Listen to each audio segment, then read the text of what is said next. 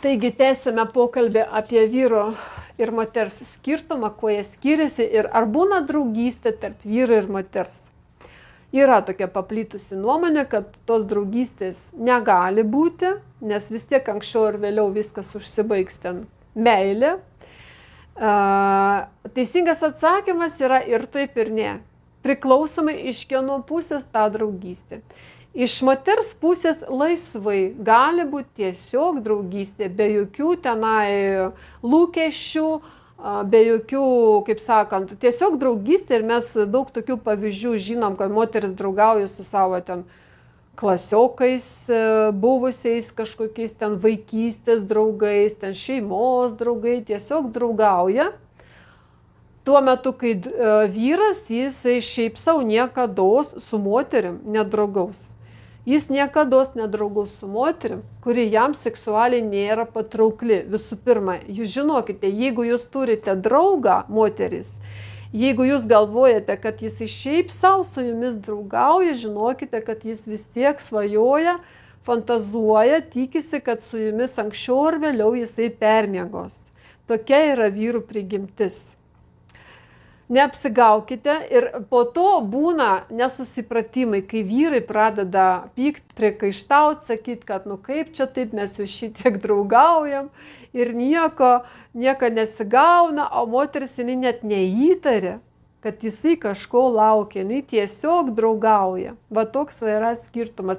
Moteris geba tiesiog draugauti, vyrai ne. Nuo ko aplamai visą tai prasideda, kaip susipažįsta, kaip vyksta tas susipažinimas vyro ir moters ir į ką jie kreipia dėmesį, dėl ko taip vyksta, kad vyras visada žiūri tik tai kaip į seksualinį objektą.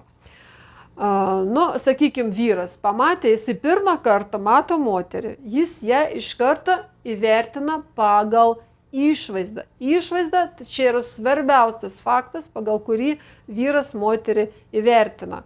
Jis ją nužiūri visą, nuo kojų, visą figūrą iki galvos, veidą pamatė ir pas jį momentaliai atsiranda sprendimas, tinka jam ta moteris ar ne.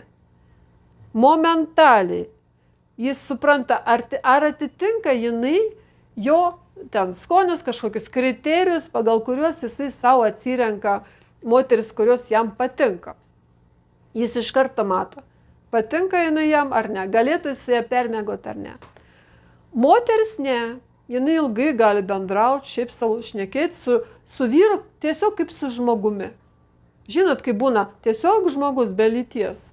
Galit ilgai taip bendrauti ir be jokių tenai minčių apie kažką, ten kažkokią meilę ar ką ir visų pirma, į ką atkreipia dėmesį moteris, tai aišku žiūri į veidą žmogui, į veido išraišką, į jo akis, kaip jisai žiūri, ar akis laksto kažkur, ar žiūri kažkur kitur, ar jisai slepia savo žvilgsnį, ar jisai atviras kalbant su ją, į jo veidą išraišką. Galbūt ten į plaukus, kaip jis apsikirpęs, tvarkingas, netvarkingas, rankos ar švarios. Žinot, labai daug visokių smulkmenų, kurios gali atstumti moterį. Ir jinai ilgai nedaro to sprendimą, jinai gali ilgai su tuo žmogumi susitikinėti, bendrauti, bet ilgai nebūti tikra. Nežinot, ar verta jai tęsti tą pažintį ar neverta, jinai pati nėra tikra. Ir tai visiškai yra normalu, nes moteris visada nori jinai to ar ne, jinai vadovaujasi natūraliai savo instinktais, kurie priverčia ją rinktis. Jinai privalo rinktis savo vyrą, nes jos organizmas visada, jos hormonai, jos protas, jos smegenys jai sako, bet kuris vyras, su kuriuo tu permiegosi, jis taps tavo būsimų vaikų tėvas, jis bus tavo tvirtovė, tavo tas žmogus, su kuriuo tu kursi šeimą, buitį ir daug ten visokių dar tų dalykų. Ir iš viso to susideda tie kriterijai, pagal kuriuos moteris vertina vyrą, suprantat? Ir tik po to jinai galvoja, gal jau galima su juo permiegoti. Labai retai būna tokie atvejai, kai moteris pamatė ir jai užteko tik tai išvaizdas, jinai iškart jau jį nori, bet čia labai retai būna. Kaip taisyklė, moteris gali ilgai abejoti, nežinoti, jinai gali tartis su savo artimaisiais, ten brolis, sesuo, mama, kas ten yra, jinai gali su jais tartis. Dėl to vyro, ar jis jai tinka ar ne, jinai pati nesupranta. Ir čia yra geras toks pliusiukas, bonusas vyrams, kurie siekia dėmesio tos moters. Ir irgi mato, kad jinai kažkokį, ten neapsisprendžia, kažkokį jinai neaiški. Tai va čia kaip tik vyrui yra labai gera galimybė, žinote, toks bonusas, tiesiog gamtos dovana, kad jisai turi dar laiko, jis turi dar šansų moteriai patikti. Ir dar jisai kažkiek su ją laiko ten pabendraus, susitikinės, kurie laiko ten jie ten dar draugaus ir jisai gali palikti jai geresnį įspūdį ir jinai jį įsimylės. Tuo tarpu, kaip pas vyrus, tai padaryti neįmanoma. Jeigu moteris iš karto iš pirmo žvilgsnio nepatiko, viskas. Jau moteris, kuri nori patikti vyrui, kurie jam iškart nepatiko, o po to jinai galvoja, aš kaip nors ten nusipelnysiu, aš jam įrodysiu. Neįmanoma. Netgi tas posakis, kaip ten sako, kelias į vyro širdį eina per skrandį. Tai jokie jūsų kulinariniai šedevrai nepadarys jūsų seksualiai patrauklį. Nes vyras žiūri, kad jūs turite būti jam patraukli seksualiai. Jeigu jūs ten kepate kažką labai skaniai, ačiū, bet aš nepažįstu nei vieno vyro, kuris permiegotų su moterim už bandelės kažkokias. Čia turi būti labai išbadėjęs kažkoks vyras, nežinia iš kur grįžęs, kuris miega dėl maisto. Šiaip tai vyrai, jie pačią pirmą minutę jau žino puikiai, tinka jam ta moteris ar ne, ir viskas. Ir kitų šansų moteris neturi praktiškai. Pas moteris kitaip. Moteris ilgai gali dvejoti, abejoti, keisti savo nuomonę, galbūt pačią pirmą dieną jis jai nepatiko, tiesiog jisai ten, žinot, kai vyrai būna patį pirmą susitikimą ten pasimatėme, labai jaudinasi, leptelė kažkokį nesąmonę, moteris galvoja, Dieve, koks jis kvailas.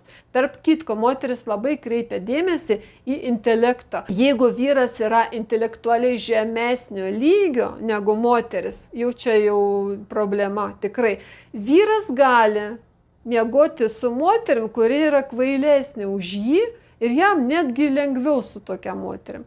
Moterims atvirkščiai, jinai negalės bendrauti ilgai su žmogumi, kuris yra kvailesnis už ją, arba ten mažiau išsilavinęs, jai bus be galo sunku su tokiu žmogumi, juo labiau ten į lovą atsigulti. Nes jinai renkasi būtent kaip būsimą savo vaikų tėvą. Jos yra tokia prigimtis.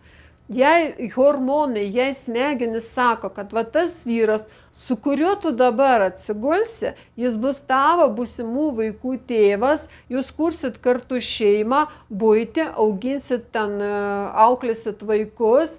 Galbūt jinai taip ir nenorėtų galvoti, bet čia yra jos instinktas. Jos yra natūralus instinktas, jinai su tuo negali kovoti ir kiekvienas, su kuriuo jinai per miegą, jinai paskui prisiriša ir laukia, kad jisai taps jos vyru. O pas vyrus atvirkščiai, jie galvoja, ir kas, per miegojų, man svarbiausia buvo, gavau seksą, viskas, kas gali būti toliau, mes dėl tolimesnių santykių nesitarėm, kokia gali būti šeima. O moteris sėdėjo laukia jos skambučio. Tai žinant, kaip veikia tą sistemą, jūs tiesiog, jums bus lengviau orientuotis. Tiesiog supraskite, kad vyrai visada vadovaujasi savo seksualiniu instinktu, jiems nesvarbu ta moteris vienai dienai ar visam gyvenimui jį pasirinko kaip žmona, vis tiek jinai turi būti, privalo būti seksualiai patraukli, jeigu ne, reiškia ne. Mes dabar nekalbam apie santykius, kurie jau ten po 30 metų jau vyras su žmona gyvena kaip brolis ir sesuo.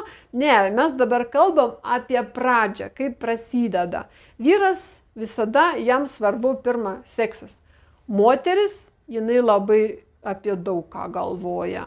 Žiūrint į tą vyrą, mergina, moteris, jai įdomu, kuo jisai domisi tas žmogus, ką jisai veikia savo gyvenime, kokie jo yra pomėgiai, mintis, apie ką jis ten galvoja, jai labai įdomu, jai labai svarbu žinoti jo nuomonę, nes jai, kaip dar kartą kartoju, jai yra instinktas rinktis, jinai turi išsirinkti, jinai negali pulti ant pačio pirmo papuolusio, jeigu taip vyksta, o kartais taip vyksta, kai, sakykime, tėvai jau antiek užgniaužė, užspaudė tą mergaitę, jie tenai dusina, sako, kada tu pagaliau ištekėsi, mes norim anūkų, kada tu ten pagaliau susirasi, arba jai namie su tėvais taip yra bloga, kad jinai nusprendžia, ten vėliai nematė, aš ištekėsiu už pirmą pasitaikiusi, kad tik greičiau dingčiau iš tų namų.